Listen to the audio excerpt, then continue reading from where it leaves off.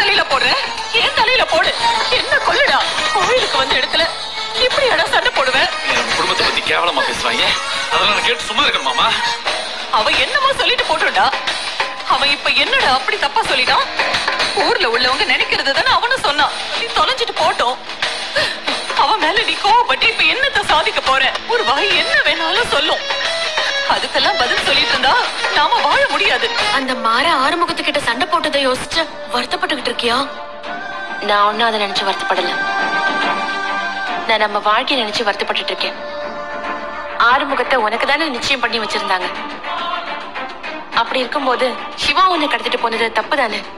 இந்த எல்லா பிரச்சனைக்கும் காரணம் சிவா தான். உன்னை கடத்திட்டு போனா கண்டவங்க கண்ட மாதிரி பேசுறதுக்கு வாய்ப்பு இருந்திருக்காது.